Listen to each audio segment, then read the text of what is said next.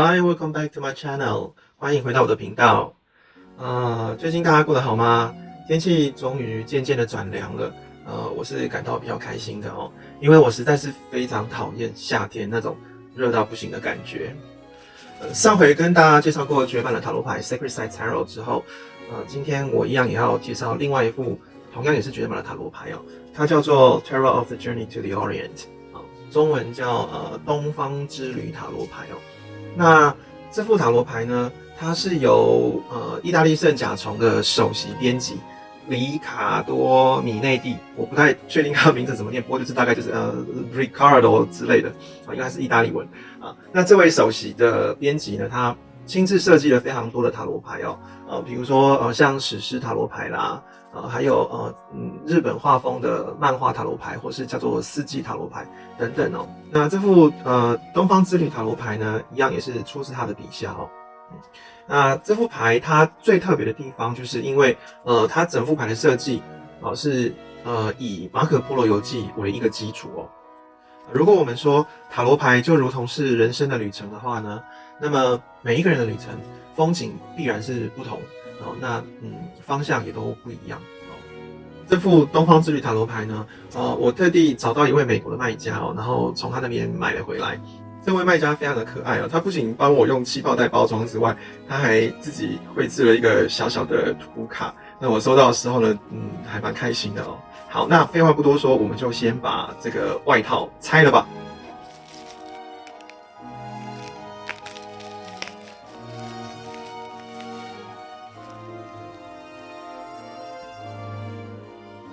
好，那这副牌它的外盒呢，就是长这个样子哦，非常具有东方的一个设计感哦。那各位一样来猜猜看，你觉得这副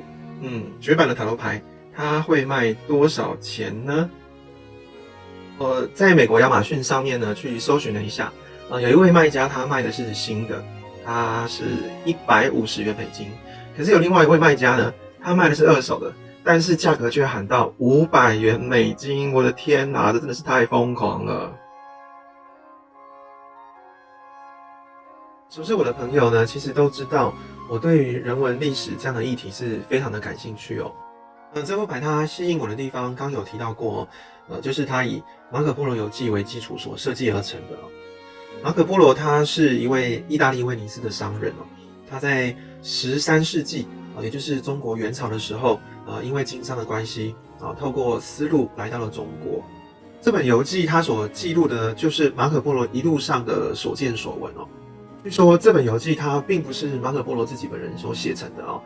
在他回到意大利之后，他的家乡威尼斯呢，跟一个邻近的城市叫热那亚，他们为了争夺商业利益，所以常常会发动战争哦。马可波罗他很热血的加入了威尼斯的舰队，不过却很不幸打了败仗，所以就成了俘虏，然后被关在热那亚监狱里头。不过就在热那亚监狱里头，马可波罗结识了一位作家叫做Rustichello，就是我不确定我念的对不对，不过就是鲁斯蒂谦反正一个作家那由马可波罗口述他的旅行的经验，然后这位作家呢把它写成书那元朝时期那个时候，正好因为蒙古西征所以呢也把中国的印刷术带往了欧洲去。那刚好呢这本书它就在印刷术开始盛行的时候呢，成为了一本非常非常流行的书那在欧洲的各国之间的流传。那这本书它会这么盛行，想当然了，就是它为西方人揭开了东方世界神秘的面纱那后来这本书呢，它也被译成了各种不同的语言，流传到全世界所以它在历史上呢，也是具有相当重要的一个意义在。好，那废话不多说，我们就赶快来看看这副牌它的庐山真面目。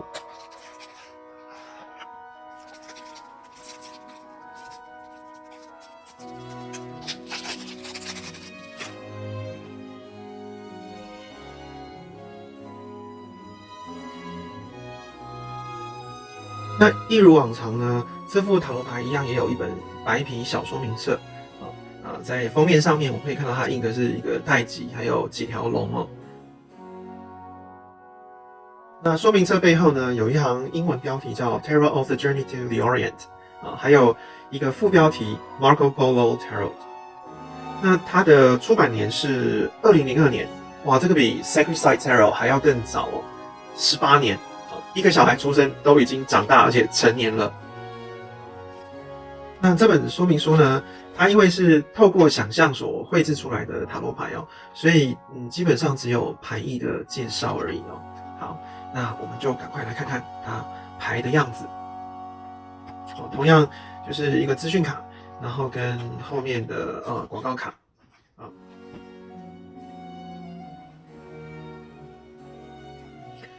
好，我们来看第一张的富我愚者。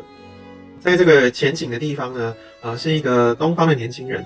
背景呢是一个西方的年轻人哦，一个走在悬崖上面，一个走在原木上面哦，他们都非常乐天哦，不畏惧的勇往直前哦，就是非常的 happy go lucky 然后看着这个飞舞的蝴蝶。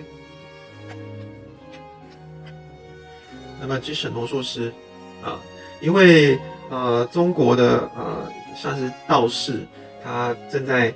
写他的符咒要研究他的符咒。那后面呢，则是一位西方的炼金术士他正在研究这个炼金术士的一些公式。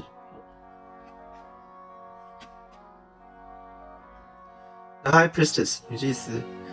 这是一位西方的修女她正要递一本书给这个东方的这个女祭司那这本书呢，它是一本奥义之书。The Empress 女皇东方的女皇呢，她坐在她的宝座上有一朵花上焚着熏香那么西方的女皇呢，则是站在后面。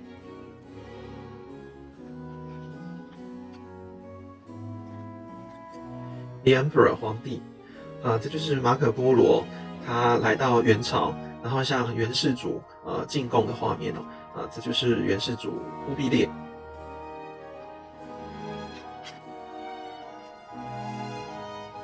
Hierophant 祭司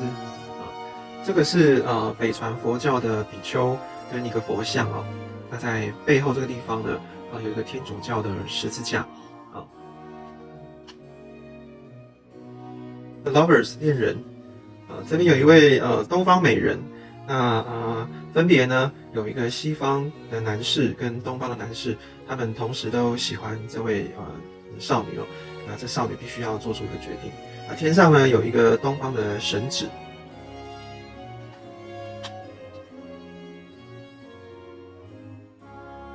The Chariot 哇，这个战车非常的酷这是前方这是一个中国的士兵，然后有2头老虎在拉着战车，背后呢则是西方的战士，他骑着马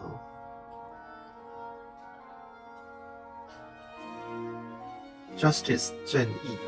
这是一个东方的女神呢，她正在保护这2位判官那这2位判官呢，一个来自东方，一个来自西方一个拿着秤砣，一个拿着宝剑，他们正在审理这个犯人。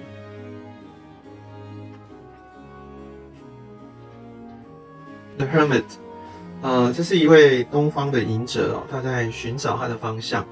那一位西方的修士呢，他则是提着灯笼他们2个都在寻求真理。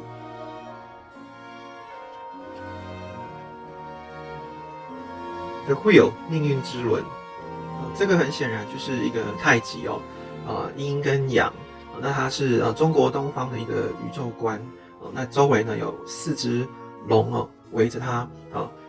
这4只龙的颜色是不一样的它们分别代表的是风、火、水、土那底下呢这里有4个人，他们举着另外一个轮子。这个轮子呢很有趣，它其实仔细看这样子顺时钟就是 Tarot 塔罗牌那2个轮子东西的结合。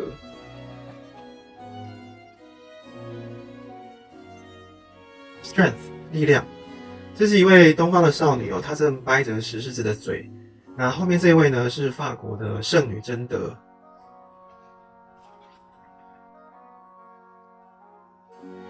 The Hangman 倒吊者这是一位渔夫他的脚呢就绑着绳子，然后垂钓在海里他正从事着辛苦的采珍珠的工作哦。不过呢，他的努力与付出哦，最后是会给他带来丰硕的收获的。那背后这个呢，则是一艘西方的船舰沉入到海里。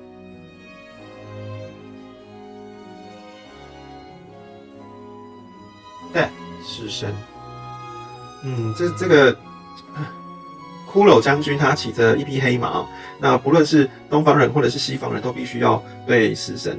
低头哦。那很有趣的是，这个死神呢，他脚下有一个死亡的骷髅，那可是手中呢却抱着一个婴孩哦。有出生就会有死亡哦，啊，死亡呢就会有重生哦。那这边还有一个病人哦，这代表就是生命的一个循环哦，生老病死。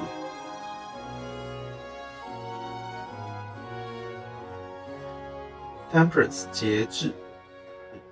画面中这个女神呢，她拿的是东方的水壶跟西方的圣杯哦。那底下这边呢，分别也是一位中国的少女跟西方的少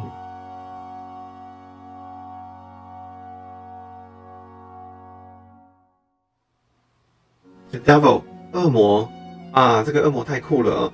一个东方的恶魔呢，跟西方的恶魔，他们联手呢练着这个一男一女哦这两位奴隶。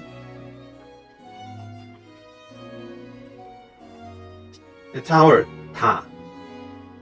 一道强烈的闪电呢劈向中式的塔楼。那这个西方的这个宫殿呢已经俨然成为废墟了。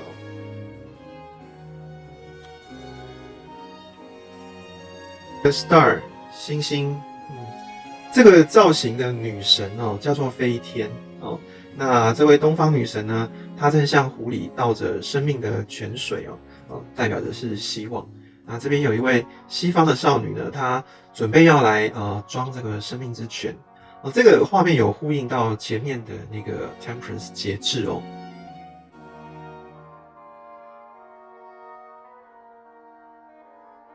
The Moon 月亮，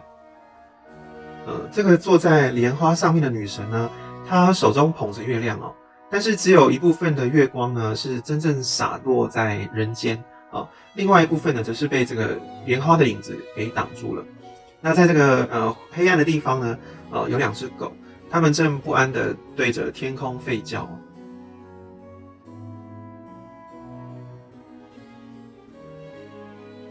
The Sun 太阳。这个炙热的太阳呢，它正照耀着大地底下呢有两匹马，然后上面分别坐着一个黑头发的东方的娃娃，跟金发的西方娃娃这是非常有生命力的一张牌。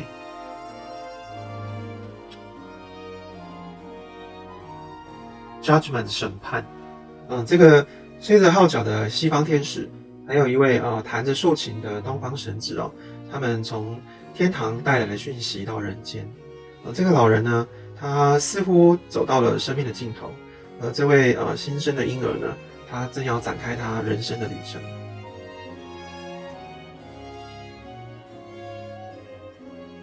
The World 世界，世界这张牌呢，是一位东方的少女她有伴随着一条东方的龙。那四周呢分别是这个是西方的天使、老鹰、狮子还有牛那这四个东西刚好也就是四个元素风、火、水、土。那它站在一个地球的表面上。看到这边呢，我们可以注意到这张牌它就是中西合璧同时拥有东方跟西方的元素在那接下来我们要看的是 Minor Arcana 小阿尔克纳牌。那这个部分我也会过牌过得快一些。第一个是圣杯牌组，这个看起来呢像是马可波罗他还在意大利生活的情景那后面这里呢，这个是威尼斯的水道。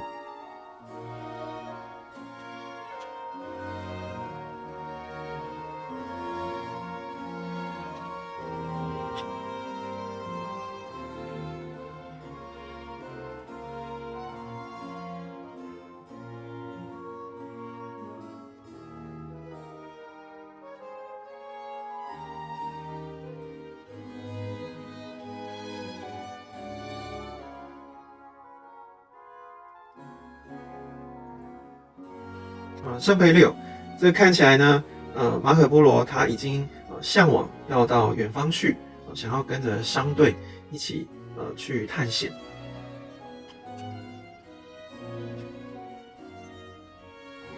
圣杯七，马可波罗呢已经踏上了他的旅程，他跟着商队的船舰开始出发。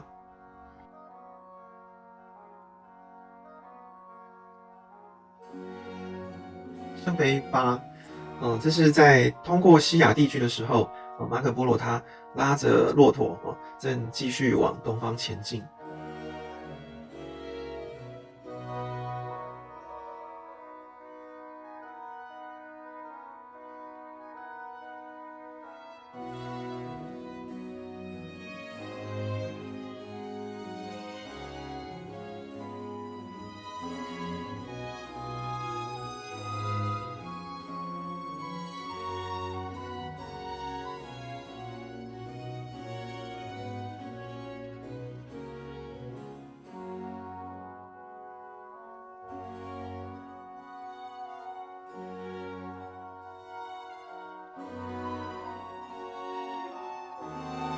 接着我们来看的是金币牌组。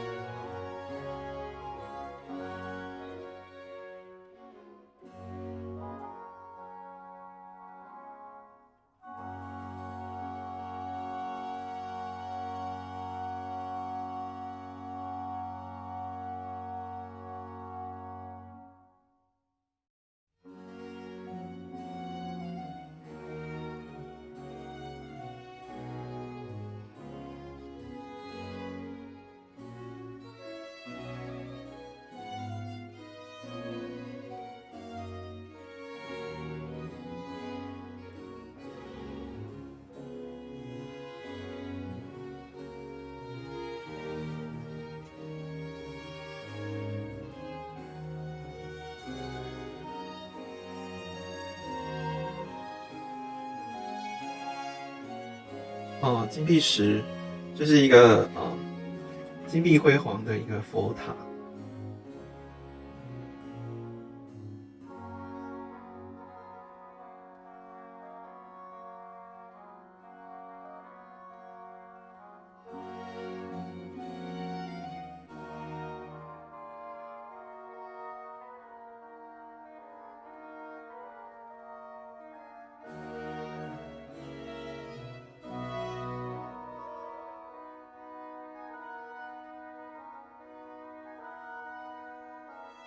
权杖牌组。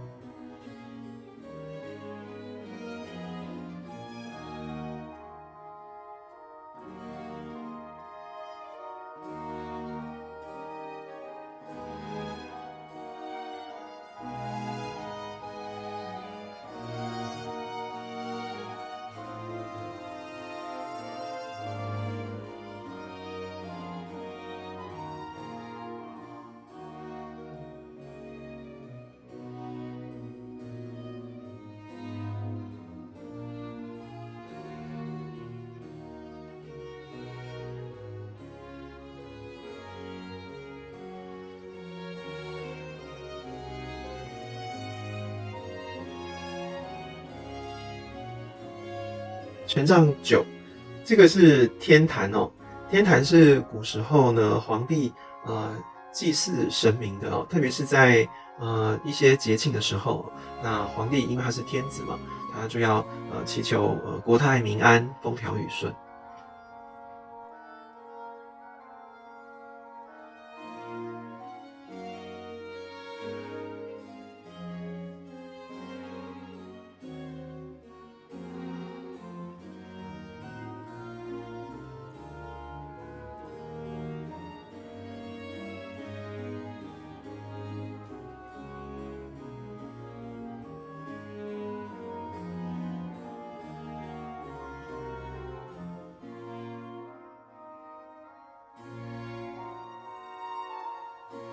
最后一个牌组哦，宝剑牌组。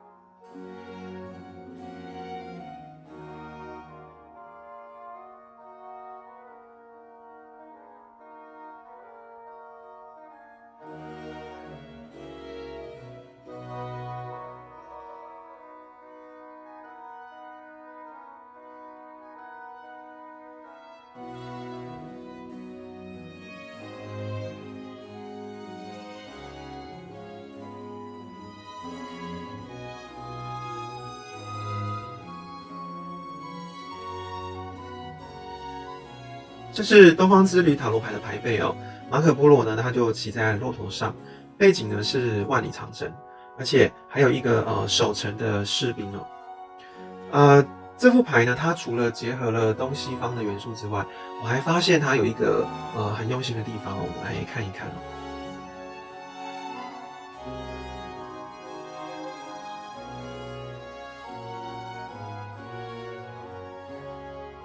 这分别呢是小阿尔克纳牌的4个牌组哦，那它们各自有代表的元素。那我们在这个牌卡上可以发现呢，这个画者他用4个不同的颜色哦来区分的这4个不同的元素。这是黄色、粉红色，还有浅绿色跟深绿色。不过我个人觉得蛮可惜的是，虽然他用了4个颜色来区分这4个不同的元素，但是呢，它这2个颜色实在是太相近了，而且呢，它的土元素跟水元素，我觉得它的颜色不太适合。我们来看一下，就是这个命运之轮这张牌。那在命运之轮上面，我们一样可以看到这4个元素就是这4条龙。那它的风、火、水、土，它的颜色比较适合它原来元素应该有的颜色，而且呢，这样子的区别就非常的清楚就是黄色、红色、蓝色跟绿色哦。那如果这4组小牌它也能够使用命运之轮那4个颜色的话，我相信它的设计会更好哦。好，那我们就结束了马可波罗的东方之旅。关于马可波罗游记呢，它到底是不是真实的游记，还是它只是虚构的故事呢？这个是非常备受争议的。有人认为呢，这个作者鲁斯蒂坚，因为他是作家，所以难免在他撰写的时候会加油添醋，然后把故事刻画得更加的绚丽这样。我曾经在电视上看过 Discovery 探索频道所做的特辑它就是有几位科学家呢，他们收集了世界上各种不同版本的马可波罗游记，然后交叉比对，然后拟定一条最接近真实的路线那接着他们就亲自的按照这个路线呢走一遍，然后一边走就一边参照这个马可波罗游记来看看说到底这个游记里头的叙述呢，是不是真的符合了路线上面的一些民俗啊、风情啊，或者是建筑啊等等。当然他们有考量到就是时代背景不同所以有用一些科学的方法去过滤。那这个研究最后的结论呢是这些科学家证实其实马可波罗游记是假的，因为呢